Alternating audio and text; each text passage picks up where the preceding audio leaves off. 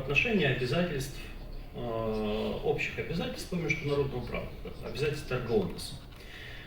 И мы видим, что такие попытки арестовать имущество центральных банков, суверенных фондов предпринимались уже в отношении Ирана, Афганистана, Ирака.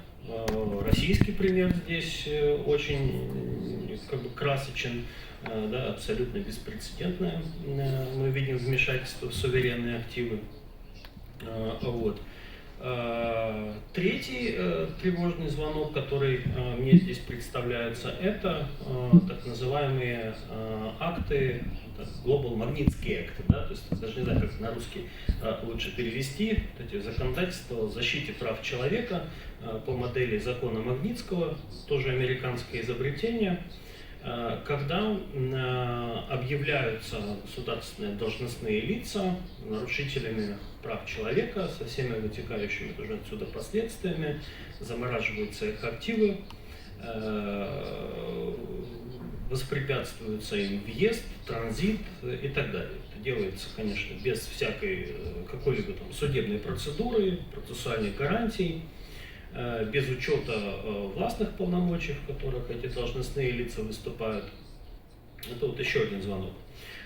И я бы еще назвал, что тоже меня очень тревожит, очень широкое применение так называемых экстерриториальных вторичных санкций в отношении государств и их должностных лиц за несоблюдение этих вот санкционных режимов. Ну, здесь тоже самым активным у нас участником выступают Соединенные Штаты Америки. Мы с вами помним, как были санкции наложены на нынешнего министра обороны Китая за сотрудничество с Россией, за покупку российского вооружения. Вот буквально на днях заканчивался судебный процесс, когда в уголовном порядке преследовался Госбанк Турции, Халкбанк, тоже очень известное дело. И это все применение экстерриториальных норм против тоже суверенных субъектов в наказание за то, что они не следуют вот этим вот санкциям. На самом деле примеров еще больше, да, я могу вспомнить и арест дипломатического имущества, и вмешательство в деятельность госкомпаний без учета их отдельной субъектности. И я думаю, тут коллеги об этом еще скажут. Но думаю, что в принципе уже даже этого достаточно, чтобы показать, что происходит. А что происходит? Да? Вот мы с вами видим такую вот попытку деления на плохих и хороших. И хорошие, получается, у нас могут судить плохих, отнимать имущество, перераспределять его вне каких-либо сложившихся норм в международном праве. И приоритет здесь отдается не дипломатии, как мы с вами видим, а, наверное, наиболее конфликтному варианту развития событий, когда просто отбирают имущество без какой-либо тут справедливой процедуры и так далее. И меняется сама структура международных отношений, потому что вот мы видим формирование некой иерархии, да, что вот как бы есть те, кто в саду находится. Жозеп Бароль, наверное, очень правильно эту свою идею по Фрейду так высказал. Вот те, кто в саду находится, они определяют правила поведения для тех, кто вокруг этого сада. Вот. Насколько такая трактовка суверенных иммунитетов приемлема? Мне кажется, что она противоестественна для международного права. Но здесь во многом важна реакция третьих государств на вот эти вот действия. И зачем я сейчас активно наблюдаю? Мы сейчас с вами буквально, вот, наверное, в точке бифуркации находимся, по какой дороге дальше концепция суверенных иммунитетов начнет развиваться, как она будет дальше выглядеть. Но в долгосрочной перспективе, какие бы я прогнозы сделал, что, я думаю, мы с вами будем наблюдать в ближайшее время. Первое, я думаю, что мы с вами будем наблюдать поляризацию, фрагментацию в международном праве. Будут у нас государства с сильным режимом иммунитетов, ну, которым, скорее всего, я с большой долей уверенности могу сказать, и Китай, и Россия, страны БРИКС будут относиться. Наши коллеги из Ирана, конечно, которые больше всех, наверное, уже пострадали от этих нововведений. И будет блок государств, которые будут дальше предпринимать попытки размыть вот эти традиционные обычные нормы, которые защищают государственный иммунитет. Поэтому вот этот процесс такого распределения на спектр я с вами, думаю, будем в ближайшее время видеть. Дальше, что я думаю, мы будем видеть в финансовой сфере переток средств, формирование новых финансовых центров, потому что понятно, что никто в таких условиях, с учетом таких юридических рисков, не будет хранить свои суверенные активы в тех юрисдикциях, где их могут арестовать, экспроприировать так легко и так далее. Будут, я думаю, создаваться новые финансовые центры с сильными юридическими гарантиями, в том числе вот этой вот концепции суверенных иммунитетов. И это все будет сопровождаться, я думаю, дедоларизацией, уходом от вот этих наиболее опасных активов.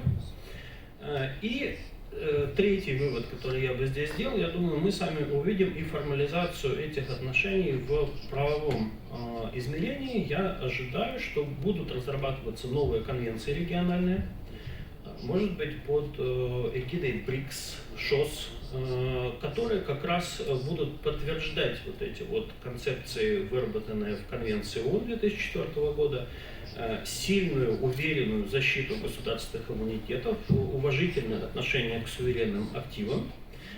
И поэтому я бы здесь ждал появления новых конвенций в развитии вот этой вот глобальной конвенции ООН, которая как раз бы этот статус-кво закрепляла.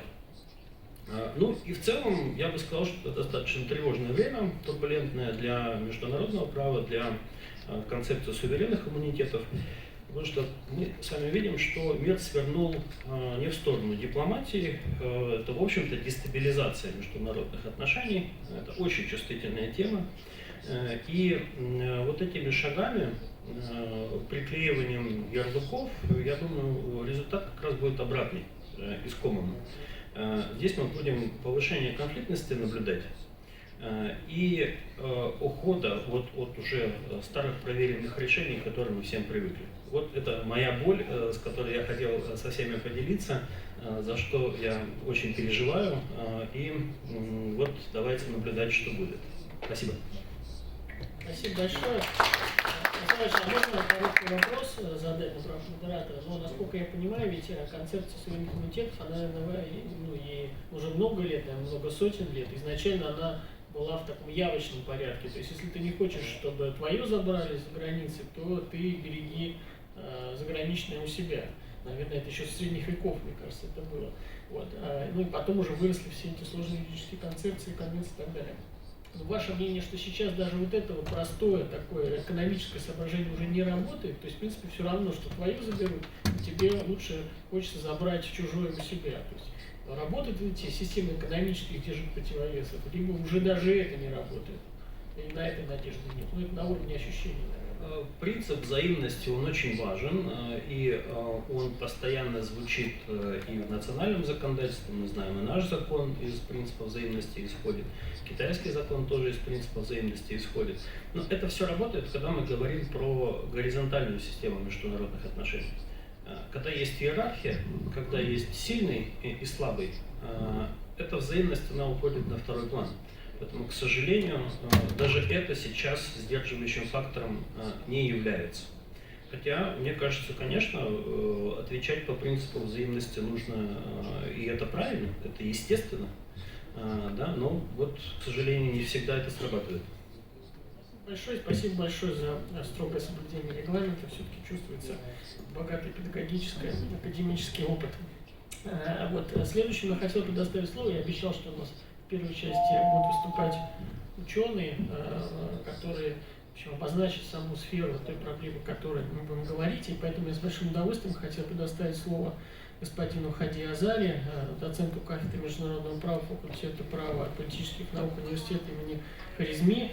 У Хади Азари тоже богатый очень опыт юридический, и во Франции, в Иране большая международная практика. Поэтому уверен, что он очень интересно и по-новому нам тоже покажет свое понимание концепции суверенных иммунитетов. Пожалуйста.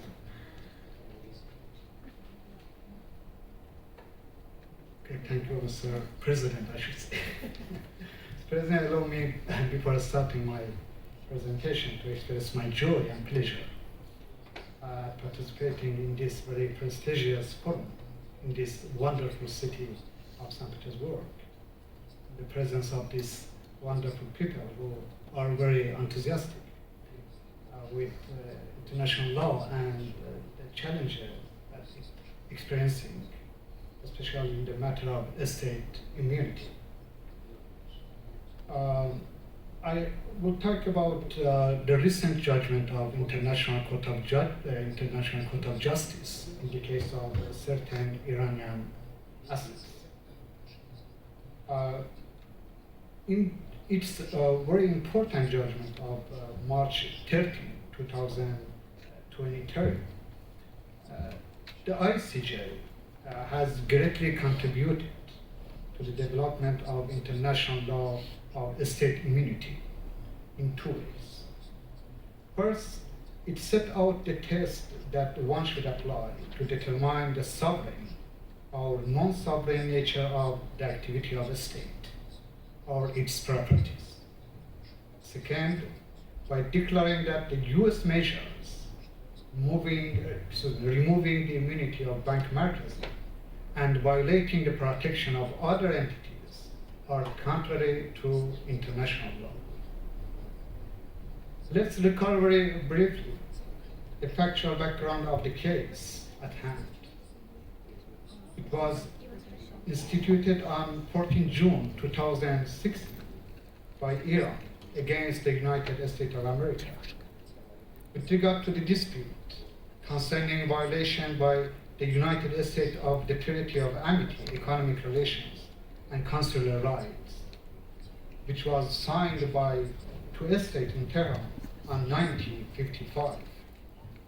In 1984, in accordance with its domestic law, the United States designated Iran as a state sponsor of terrorism, a designation which it has maintained ever since. The United States then adopted a set of legislative, executive, and judicial measures which Iran claims are in breach of the Treaty of Amity, causing Iran and Iranian entities serious and ongoing harm. In 1996, the United States amended its Foreign Immunity Act, FSIA, so as to remove the immunity from suit before its courts of states designated as a state sponsor of terrorism in certain cases. Plaintiff then began to bring actions against Iran before United States courts for damages arising from death and injuries caused by acts allegedly supported by Iran. In 2002, the United States enacted the Terrorism Risk Insurance Act, TERIA, which permitted certain enforcement measures for judgments entered pursuant to the 1996 amendment to the FSIA. In 2012, the President of the United States issued Executive Order 13599, which blocked all assets of the government of Iran, including those of the Bank Markazi, the central bank of Iran, and of other Iranian financial institutions.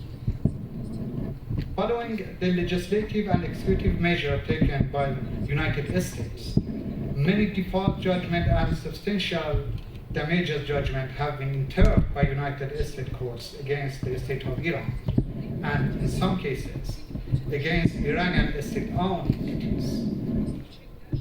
Further, the assets of Iran and certain Iranian entities, including Bank Markazi, are now subject to enforcement proceedings in various cases in the United States or abroad, or have already been distributed to judgment creditors. It is against this background that Iran seized the International Court of Justice against the United States. The taking of the assets of Bank Markazi was at the heart of the Iranian claim. But to establish that Bank Markazi could enjoy the treaty protections, Iran had to show that the Bank Markazi was a company within the meaning of Treaty of Amity. A question that was the object of very serious objection of the United States. In its judgment on preliminary objections, the court explained that any entity carrying out, I quote, any entity carrying out exclusively sovereign activity linked to the sovereign function of the state cannot be characterized as company within the meaning of Treaty of Amity. At the same time, the court held that there is nothing to preclude a priori a single entity from engaging both in activity of commercial nature and in sovereign activity. In such a case, the court continues, the legal person in question should be regarded as a company within the meaning of treaty to the extent that it is engaged in the activity of commercial nature. Please note that the emphasis is on the commercial nature of the activity. Here the court is addressing the situation where an entity engages both in activity of commercial nature and in sovereign activity. Therefore, for the court, it is the nature of the activity, I emphasize the nature of activity, in which an entity is engaged that determines whether it is a company or not. Since the court took the view that it does not have before it all the facts necessary to determine whether Bank Markazi was carrying out at the relevant time activity of nature of those which permit characterization as a company within the meaning of Treaty of Amity, it held that it would be able to rule on that question only after the parties presented their argument in the following stage of the proceedings. In its judgment on the merits, the recent judgment on 30 March, the court held that Bank Markazi is not a company within the meaning of Treaty of Amity. How the court reached this conclusion? In fact, the question of the status of Bank Markazi as a company under Treaty of Amity turned on the question whether the specific activity of Bank Markazi, i.e. maintaining and managing of foreign currency reserves by the bank in its capacity as a central bank, is a commercial activity within the meaning of Treaty of Amity. The court has responded to this question by finding that the operation in question were carried out within the framework and for the purpose of Bank Markazi as a principal activity from which they are inseparable. They are merely a way of exercising its sovereign function as a central bank and not commercial activity performed by Bank Markazi alongside its sovereign functions. This conclusion, that is the most important conclusion of the court in this regard, draw attention. Two main comments may be made on this finding. First, in its judgment on the merits, the court has moved away from its analysis and conclusion in its 2019 judgment and has introduced an element not be found in that judgment, a link between the activity and sovereign function or purpose. This change of test to be applied has provoked protest and criticism of several judges of the International Court of Justice, including Judge Benona, Robinson, Yusuf, Salam, and Judge Adok Montaz. This is, of course, detrimental to the coherence and consistency of International Court of Justice jurisprudence and its predictability as a board court. Second point is that the court has found that activities which are of a sovereign nature do not fall within the scope of the term commercial activity. Therefore, a line must be drawn between commercial activity and activity of sovereign nature. This distinction brings to mind questions which arise in the context of international law on sovereign immunity. In fact, the law on sovereign immunities is helpful in determining the scope of what constitutes commercial activity in international law, and thus the line between commercial activity and activities of the sovereign nature is determinative.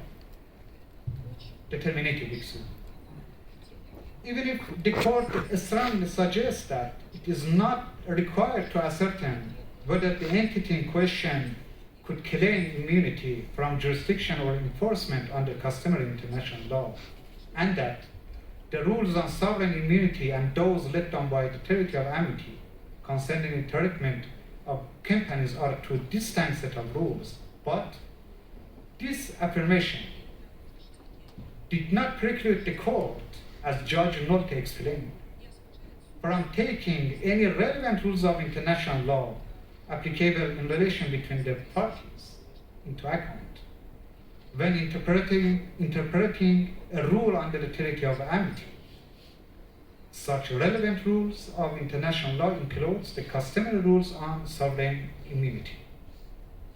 While the court has not explicitly taken into account these rules of immunity, but it worth noting that the court's interpretation of the Treaty of Amity confirms with practice, which indicate that holding and managing of currency reserves by central banks abroad is an activity which is generally recognized as typically sovereign activity, in which the central banks of most states regularly and reciprocally engage, and which is specifically protected by customary rules on state immunity.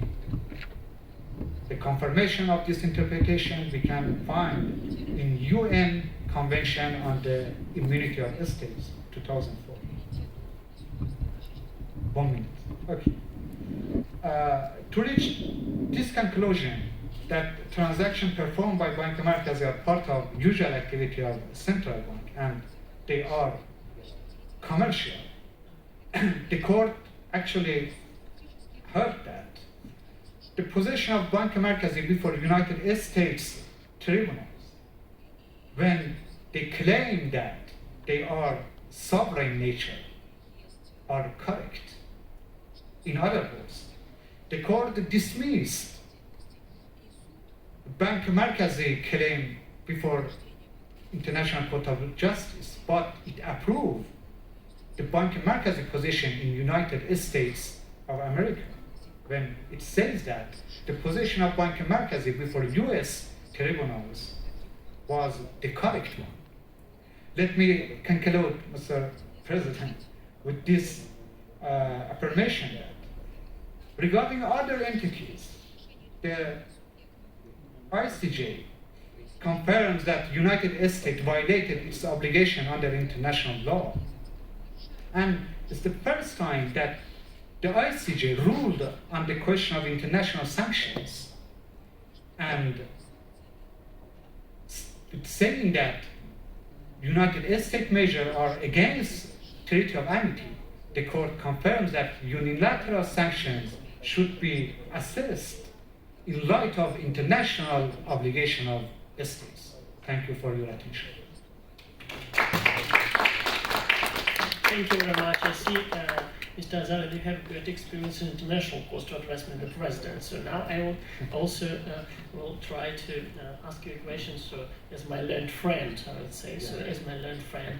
So do you still think that now the sovereign immunity concepts about the reserves of central bank will be the part of customary international law. Will it still be the case for the international conventions and national laws of various countries, as you have said about the US change of legislation? So we'll still have a chance to have these norms in customary international law, so make the international judges the direct legal remedy to protect that kind of rights. What do you think?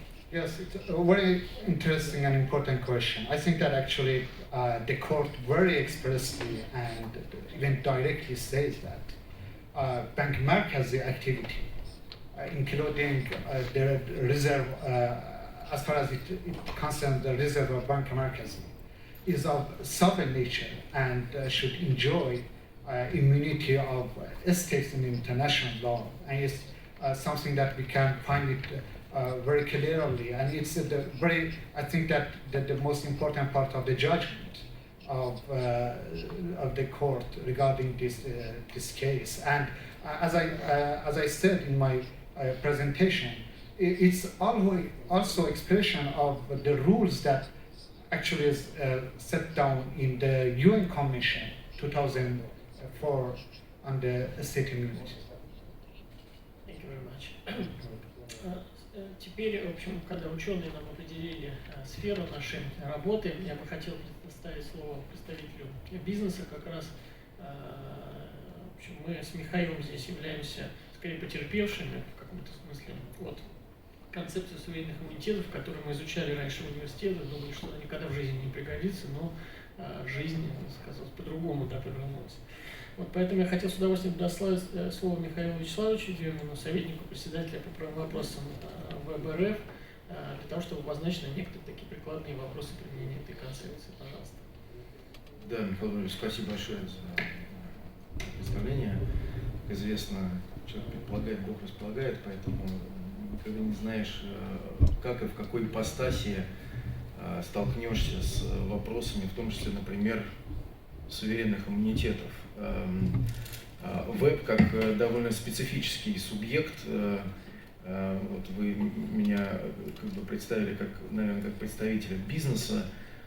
Бизнесом себя называет с трудом, в очень ограниченном смысле, потому что все-таки это государственная корпорация, это некоммерческая организация.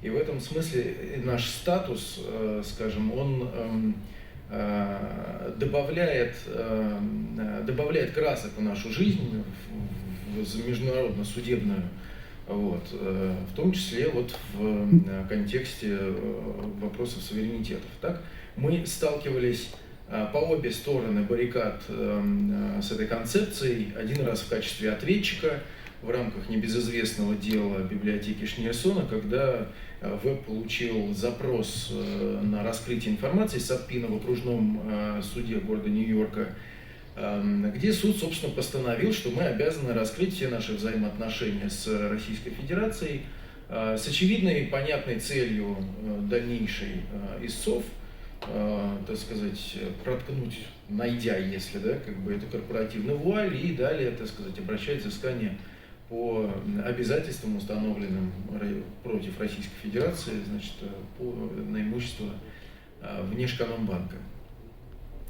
Федеральный акт о суверенных иммунитетах, упомянутый сегодня уже, да, как бы гласит следующее, что иммунитетом обладают, я имею в виду американский акт, да, что иммунитетом обладают иностранные суверены и их инструментарий или органы. Орган или инструментарий – это кто? Это не само государство, это его, это юридическое лицо, учрежденное по законодательству либо страны суверена, либо страны пребывания, то есть в Штатах, да, которое как бы при этом является самостоятельным и в отношении которого государство имеет, так скажем, учредительскую роль, учредительскую функцию. Всем этим трем критериям ВЭБ соответствовал, и очевидно, да, как бы по всем вот, собственно, местным американским законам должен был подпадать под действие акта о суверенитете. Вот. Ну, как бы там суд развивался так, как он развивался, по правде говоря, пока ничего мы никому не раскрываем, да и честно говоря, он уже пошел немножко в другую сторону и заиграл другими красками с учетом санкций, но тем не менее в Америке концепция существует, и она бы нас, как ответчиков в данной ситуации, должна была бы защищать. Но как бы жизнь была бы слишком простой, если бы не была такой сложной, да? Есть же и другая сторона медали.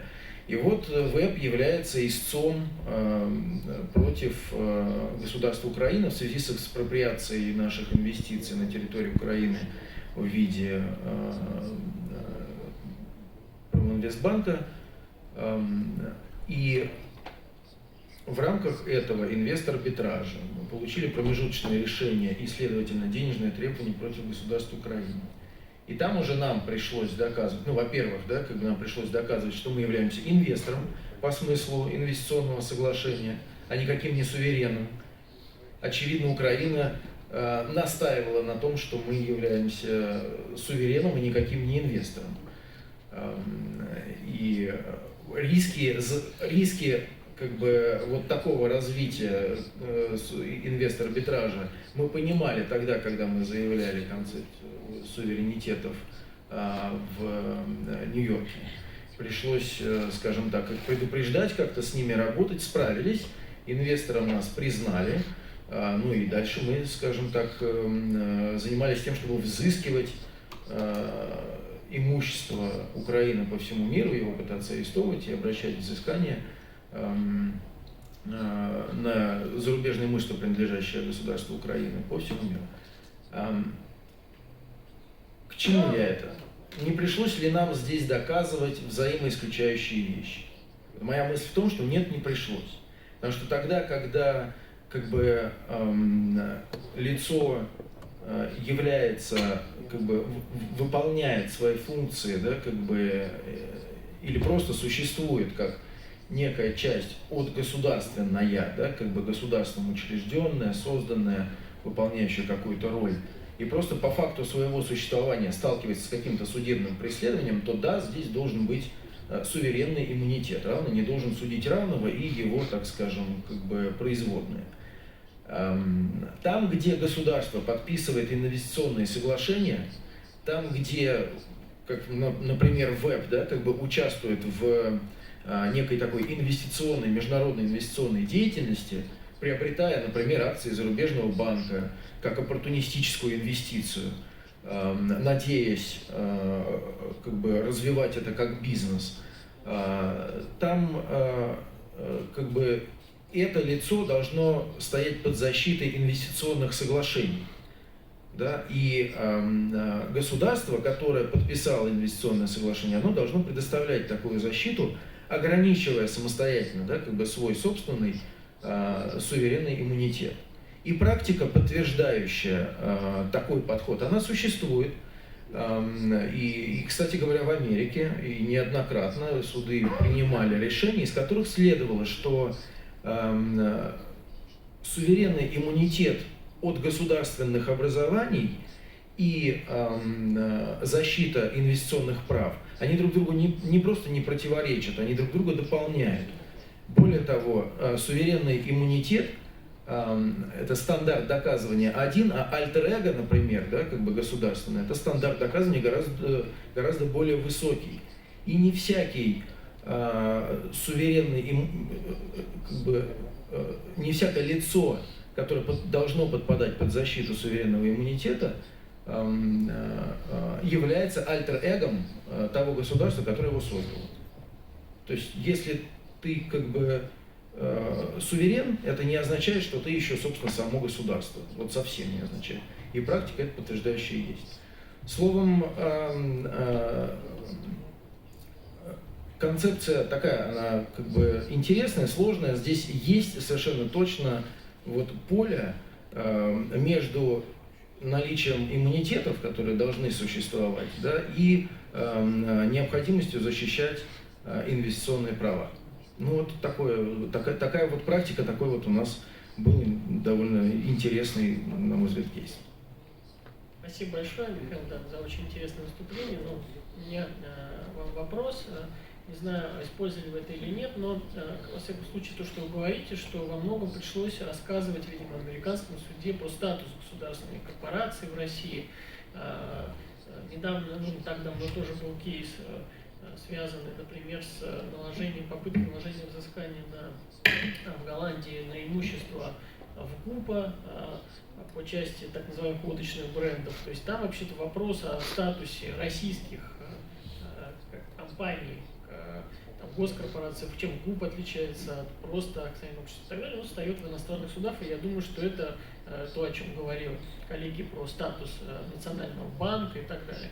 Вот. А как вы думаете, все-таки здесь имеет значение, как само государство в своих собственных законах определяет статус этих компаний? То есть, прямо что тут греха таить, может ли государство так написать законы для того, чтобы все-таки обезопасить своих косвенно связанных с ним агентов, которые осуществляют ту или иную деятельность, от такого рода взыскания? Понятно, что во всех законодательствах, например, написано и в законе, который регулирует госкомпании, что Российская Федерация может не отвечает, все ограниченно отвечает по долгам, и, соответственно, и госкомпании, госкорпорации не отвечают по долгам Российской Федерации. Но можно ли это как-то усилить и такую дать бумагу, так сказать, в национальном законодательстве, чтобы никакой зарубежный суд, прямо можно было ткнуть туда и сказать: нет, видите, у нас в Конституции написано о том, что госкорпорация ВЭБ.РФ не отвечает за границей по долгам Российской Федерации. Может ли, у нас коллеги из Минюста... Только если написать, что совсем не отвечает. То есть, можно ли так сделать?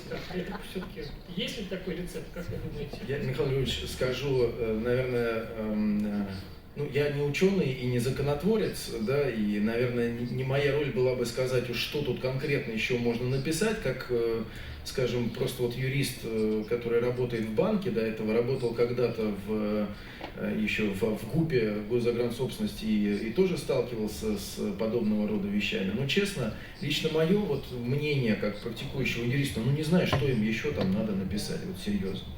Да, то есть,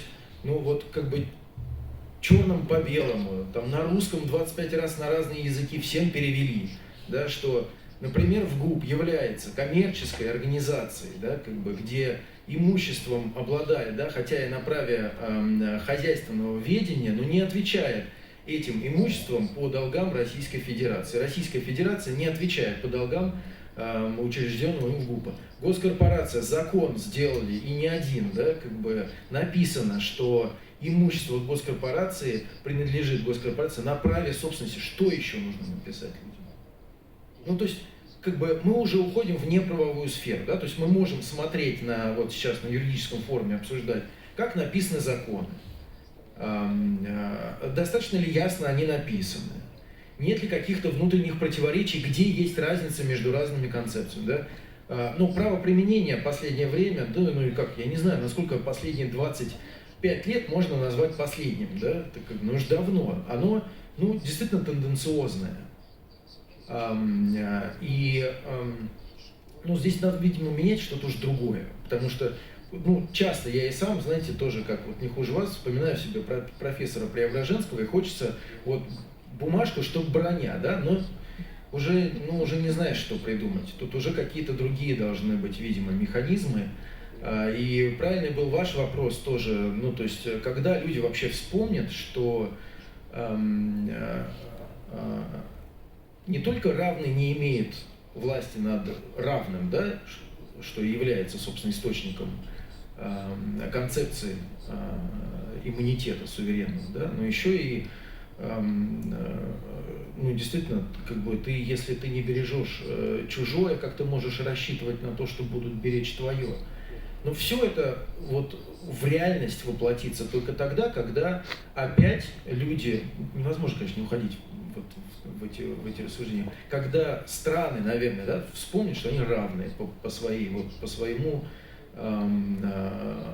сути, по своей природе. Мое ощущение. Спасибо большое, но у меня так и закралась мысль, что если бы все четко было написано, была бы броня, то нечего было бы делать, во-первых, ученым, во-вторых, адвокатам, и в-третьих, конечно, уважаемым арбитрам и судьям международных судов, которые, в общем-то, работа заключается в толковании права, раскрытия их новых граней. И на этих словах хотел бы передать слово нашим уважаемым коллегам. господин Лай Камара из Франции, арбитр международного арбитража, который Франция во многом, так, я не знаю, исторически оказалась полем битвы, в общем, за суверенный иммунитет, и мы видели, что, во-первых, Франция, естественно, место арбитража для очень многих важных дел, французские суды, соответственно, в части своей юрисдикции очень активно эти вопросы комментируют, и многие концепции, которые вырабатываются французскими судами, они дальше используются во всем мире, в учебниках, их изучают дальше студенты о том, как, в общем, вопросы государственного суверенитета, юрисдикционного иммунитета, вопросы исполнения арбитражных судебных решений. Поэтому с удовольствием предоставляю слово для того, чтобы господин Камара поделился своими впечатлениями о том, как с точки зрения вас эти концепты должны развиваться. Пожалуйста. Thank you, Mr. President. And before beginning my presentation about links between sovereignty and arbitration, I would like to recall something. When a state, group of states, has power and force, they cannot conserve it without transforming force and power into a law. And the law gives them the possibility of punish the reluctant. The first time, it was a French invention when a state decided to transform the force in law was Mr. Napoleon with the blockade of Great Britain. But the end was not very agreeable because it finished at the crossing of Berezina. So we begin our speech about links between sovereignty and arbitration. At the end of the 19th century until years 1980, we had just normally commercial arbitration between parties, private or public, signing contracts, and disputes about these contracts were dealt by cours d'arbitrage, courts of arbitration, traditional. But a big change began in around 1980 with investment treaties. We have around nowadays we have around 3,000 international treaties of protecting investments. And disputes are always treated by international or national arbitration tribunals. What we have to know is that first, arbitration has become a great business for lawyers, for arbitrators, for courts of arbitration. And in the field of international investment, the amounts are huge. It's billions and billions of dollars or euro. And costs of the fees, especially of the fees of the lawyers, are so huge that you have a new intervention now, investment funds to finance. And so you have a special development. It's increased the cost of arbitration. So the parties, private or public, are very have to find new solutions to defend their position because it's extremely expensive. About treaties, investment treaties, they are supposed to be to protect investors in their economic relation with other countries. But when you want to not to respect your signature, you invent a new international law. For instance, I give you example from now. 10 years ago, around 10 years ago, a Russian company obtained the possibility, the right to prospect and to exploration and production of gold in our territory, American territory, which name is Guyana. Montagne d'Or, Gold Mountain project. And one day, the French government wanted maybe to give the contract to another company, not Russian, decided to stop the contract. The Russian company began proceedings in front of the French tribunals, first in Cayenne, and before the Court of Appeal of Bordeaux, which is competent. And the two tribunals gave reason to Russia. So the French government decided to ask the Conseil constitutionnel, our constitutional court, if this contract was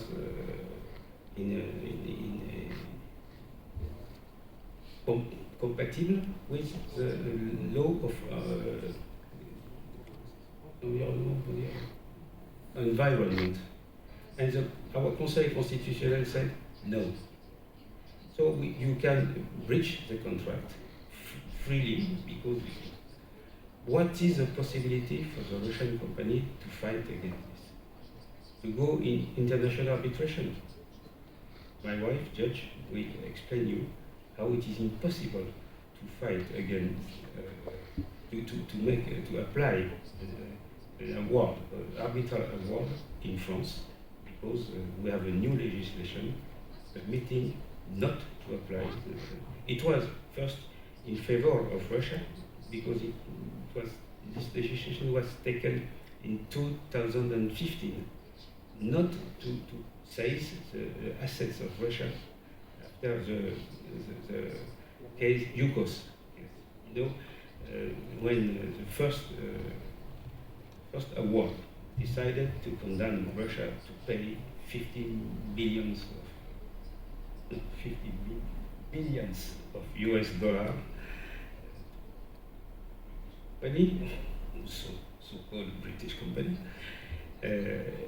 our case law, it was very, very curious. Even if the arbitral award is cancelled, you can execute it in force, even cancelled. So it gave at that time a big political and diplomatic problem between France and Russia. And the wise French government decided to change the law. Now it's not possible to execute arbitral award cancelled in France. But it is true for all arbitral awards. So if, suppose, the Russian company Montagne d'Or, Gold Mountain, wins arbitral proceeding somewhere in the world, it will be impossible to execute it in France. So it is, we have juridical and law difficulty.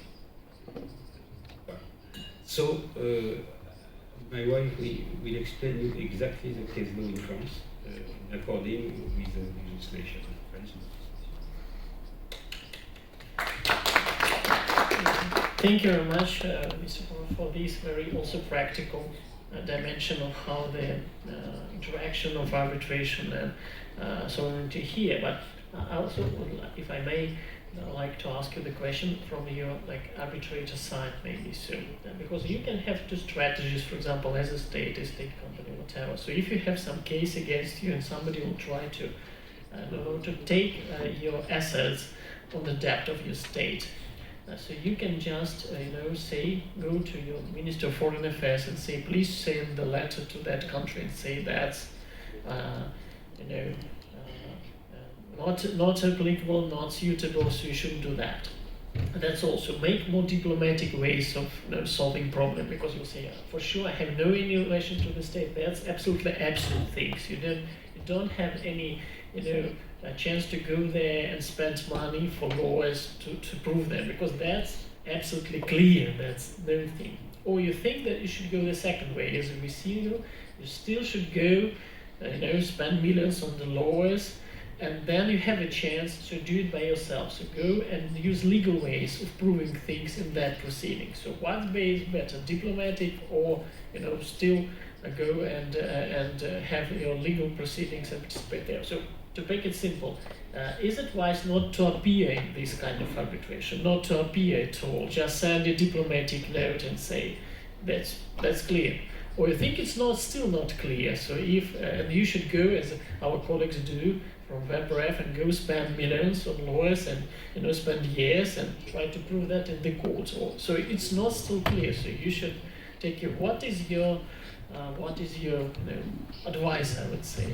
Still struggle for that, or just ignore and say that's clear? So if somebody will happen with my property, that will be manifestly illegal. So it's Minister of Foreign Affairs should talk about that.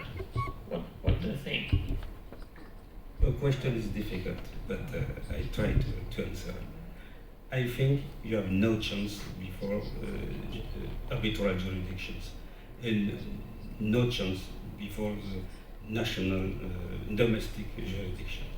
I think if you have an important contract or important assets, you have to use the diplomatic way. Don't waste your money, your time, and your health to try to convince not false judges, but you understand my thinking. It's no use.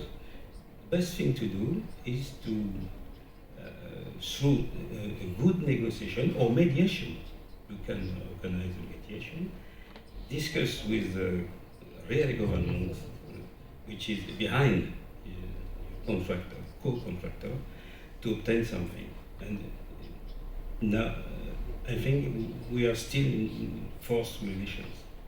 If you have the possibility to obtain a position, forced position, you will win your money. If no, no. And the Americans use always, through the sanctions, through pressures, they use this method. We are not more in field of law.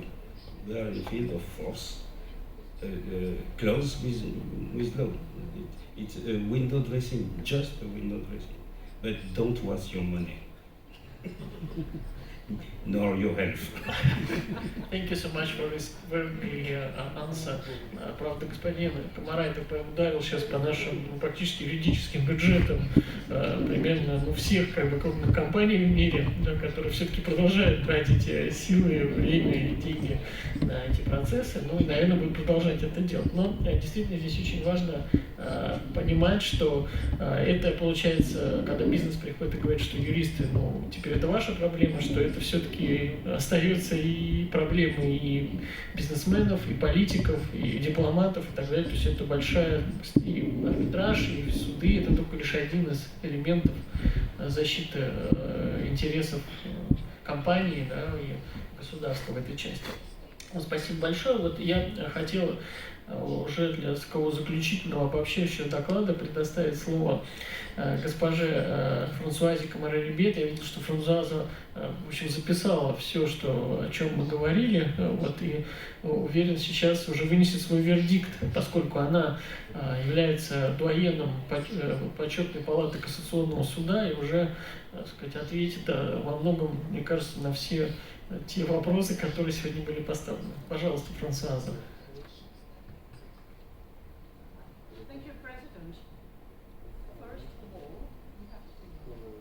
Thank you.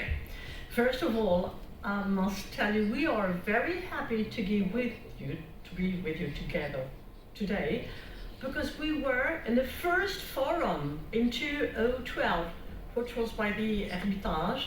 I remember each Minister of Justice took the speech to introduce his country, the whole world, minus France. We had not at that time Minister of Justice, so it was the first President of the Court of Cassation who made the speech, and for Russia it was Professor Prime Minister Medvedev. It was a great moment, so we're happy to be with you again now. So I want to tell you about a very strange thing, which is a French effort on humanity from execution. It's a proud effort. We know all that sovereignty is the prerogative of every state, the guarantee of its independence, the very condition of its existence. It implies non-interference by a foreign entity in the international affairs of the state. However, the state may be subject to external attacks that may undermine its sovereignty. This is the case of unilateral economic sanctions imposed by foreign states, as we know. In particular, the sovereignty of the state could be also affected by the enforcement of arbitral or judicial sanctions. In order to protect, for instance, foreign states against enforcement, we had a new law on September 9 of December 2016. In which conditions? Originally, there had been that case well known of Noga. Noga was held by a Russian living in Missouri, USA, and it was during the time of USSR. He signed a contract with the state, the Soviet state, in 1991. He offered food, and the USSR gave petrol on exchange. And one day, the petrol didn't arrive. So Noga, the firm Noga, held by that Russian person, went to Stockholm and obtained a sanction, arbitration, sentencing USSR to pay $600 million to Noga. So he acted in France to seize the boat Sedov, the biggest, largest boat, old boat in the whole world, sailing boat, because it was an international feast for the whole world of sailing boats. So they seized the boat called Sedov, 117 meters long, beautiful thing. So the boat was under precautionary measure. Finally, and it gave an enormous difficulty, diplomatic with France. So finally the French Navy, military navy, just closed the ice and the boat went away. Then it was the French judge that lifted the seas, but afterwards Noga seized all the banking accounts of Russia in France in 1997. That was, they couldn't anymore have any function, couldn't pay salaries to the diplomatic personnel, couldn't have nothing in UNESCO, nowhere. It was dreadful. So finally, it was settled like this, discreetly, and again the situation was new in 2014. You know that the ex-shareholders of Yukos obtained a sentence in Stockholm, $50 billion compensation for expropriation damage they allegedly suffered as a result of the transfer of Yukos assets to Rosneft and Gazprom. It was the largest award ever made in arbitration. The award granted exequatur by the president of the French jurisdiction, and they initiated seizing all the assets. I mean, the soil, the foundations, and the construction of the cathedral, the Russian Orthodox cathedral, just by the same. It was horrible.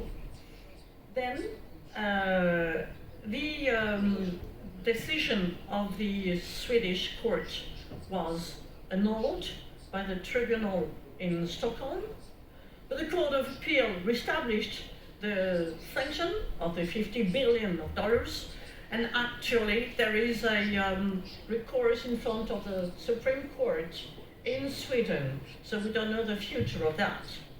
Anyway, again, a big diplomatic problem in France. So, just by an amendment of the French Minister of Foreign Affairs, there was an amendment inserted in the law about transparency, and in December 2016, and this is the new legislation.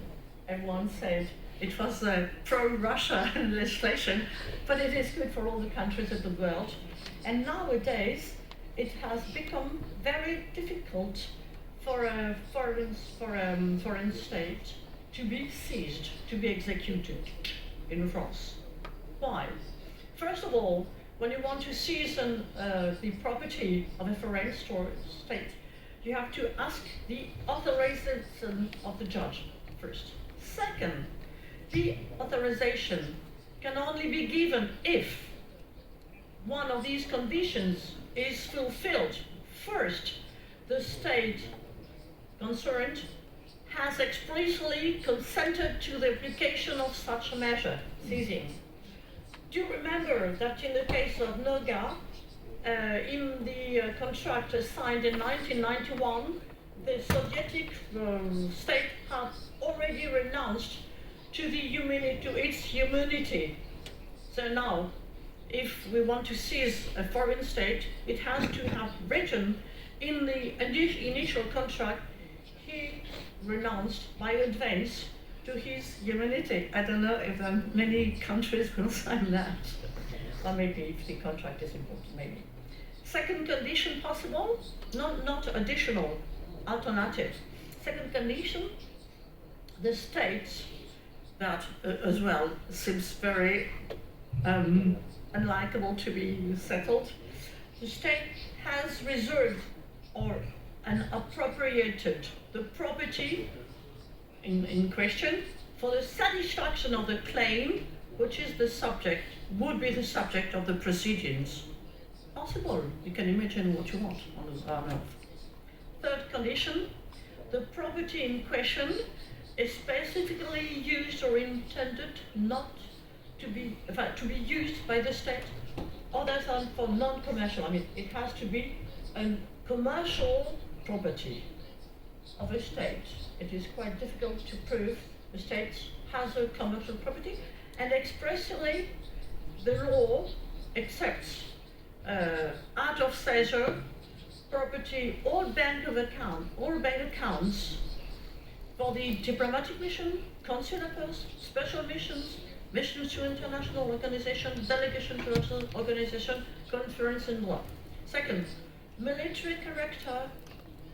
Third, cultural or archives, old historic documents. Fourth, tax or social security claims of the state.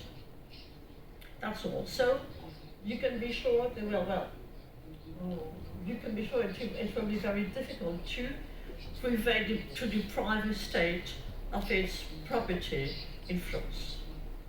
In fact, talking about the sanctions were advocated, primary or secondary sanctions, what we observe, I speak under the control of Iran, what we observe normally is that those sanctions will provide a kind of backfire, a kind of boomerang effect. That means in the first time, the sanction is decided, the target is, and then that target will wake up and will learn how to live under the sanctions and revive a lot of means of productions that were left aside due to the globalization of economy, due to the lower prices elsewhere. And all. For instance, Iran, since the sanctions has risen in every field. Russia, I was going to say USSR, Russia, since the sanctions in 2014, raised a lot, agriculture and a lot of things. For instance, the other day, just last week, I had a woman she's Russian, she lives in France, but she went to Russia, she was in Moscow. Everything is modern, is numerized, is automatic, is modern. I can see it in our hotel in St. Petersburg. I don't know even how to make all these functions, in action. And it was very interesting because in France, we are like in middle age, more or less. And she said, when I was in Russia, I figured myself, I was living in your future, the French future. You are already in the future here. So the nations wake up. For instance, when Qatar was under sanctions of Saudi Arabia, between 2017 until 2021, in the beginning, Qatar was autonomous for agriculture up to 1%. When it was the Mondial Cup of Football, that means in 2022, it had raised to 40% of autonomous. And in a few years' time, Qatar will be autonomous for 100%. So, of course, those nations, they wake up. And on the other hand, when the author of these sanctions has targeted a lot of countries, prohibiting the use of their money, prohibiting to have trade with a lot of countries and all that, in the end, who is going to be the subject of the consequences? It will be the boomerang effect. Of course, if they cut the wings of every other countries, they will, the author of the sanctions is going to be tried out and be especially punished. And in fact, we observe that there are some possibilities to avoid the effect of those sanctions. First of all, is it because, for instance, you may be targeted by the extraterritoriality, which everyone knows, of the US law. Do you know that all the Americans, of course the Americans, the residents in the United States are subject to the American law.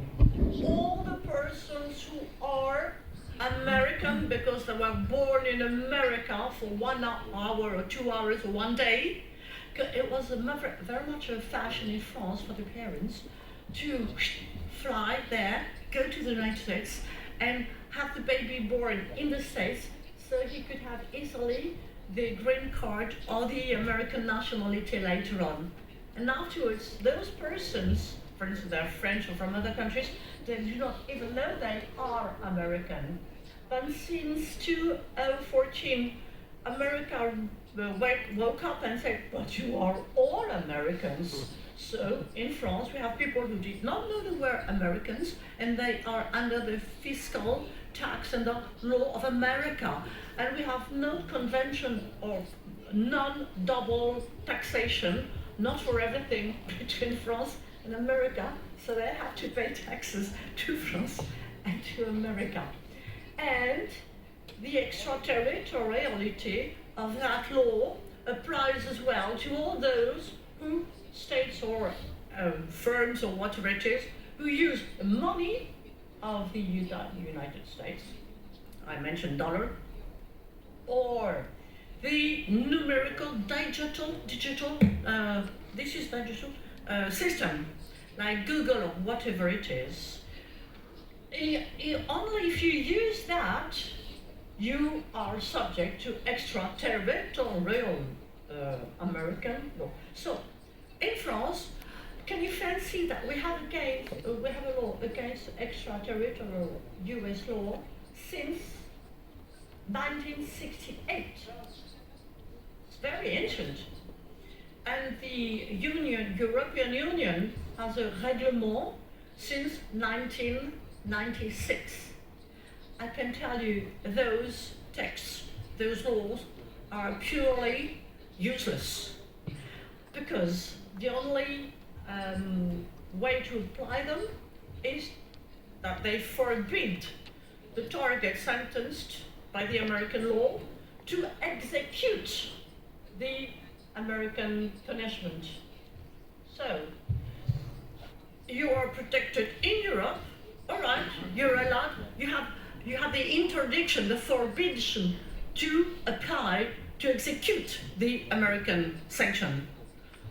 But you will be only protected or in France or in Europe, European.